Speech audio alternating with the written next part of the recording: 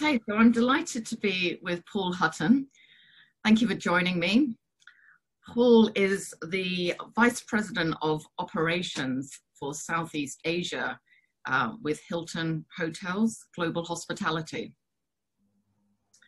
So, Paul, you can see I've got this lovely screensaver in the background, which is one of the, I understand, the top 5 travel and leisure resorts in the world at the moment. It's the Waldorf Astoria, Maldives. Yeah, indeed it is. Yes, it's a lovely hotel, almost 4 kilometers long, so quite giant. So just reopened despite all the issues with COVID. So great to have it open. And that's actually one of our Grand Reef villas.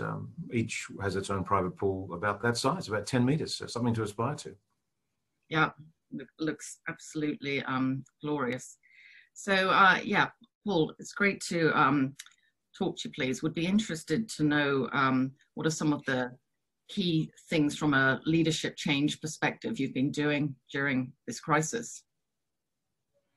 Yeah, thanks. And obviously great to have a chat again, Ali. I mean, I think the key thing here is that we just go back to real simplicity. I think of 3 things. One, clearly is our team, that they, back to basics, that they see us, that we're active, that we're visible, we're present, and that we have really deep and empathetic leadership as we as a company lead with our culture and just kind of relentless about that prioritization, about the few things that are really important. Remember to treat people uniquely, not equally, as they see us as their way forward and leading into the future, and being really authentic about ourselves and the challenges that we also face, right? And, you know, there's been the odd tough calls with people going on furlough or potentially being separated from the company.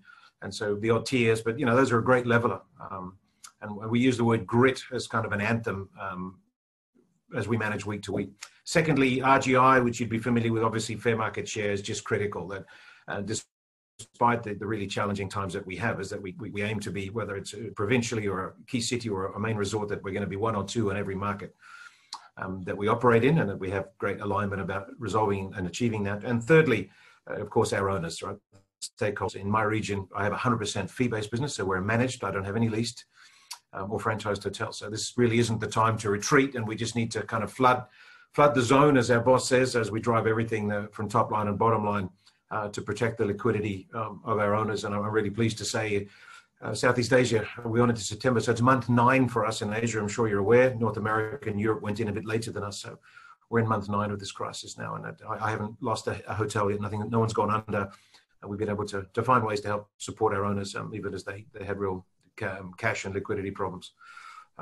So that's it. And we're kind of moving from this medical crisis to what is a medical and economic crisis kind of combined as we go forward. And our hotels in Southeast Asia are, you know, around 45% occupancy across the board now. So just slowly edging forward. Yeah, great. And the reception went just a bit there. Sorry, you said the occupancy was 40 to 50%? Yeah, 42 to 45% now. So we're pleased with that. But obviously without international travel, that's not likely to continue to grow, right? With international borders, without that, business, MICE, meetings, corporate travelers, vacationers, unless they can travel, there is really a ceiling on how far the business can recover. Yeah, I understand. So those were great points. Thank you, Paul. Very interesting. I mean, going back to the first one about your relentless focus on people, and I love that saying that you said was treat people uniquely, not equally. Yeah, but yeah, that's fabulous, and putting people first. So being a great leader yourself, is there any particular books or people that you follow and get inspired by?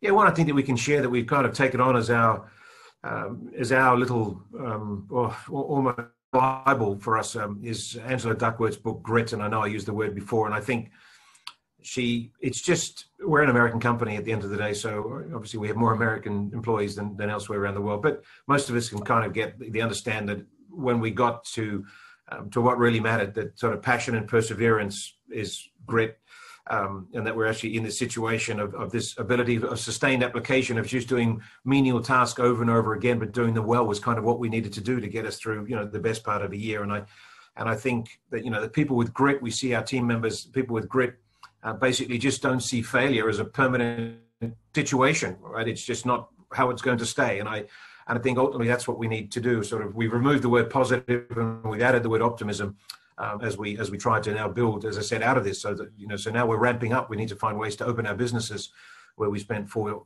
months trying to close our businesses. Yeah, well, that's very inspiring. I say it's all about the mindset and being brave and positive. So it's fabulous. Thank you.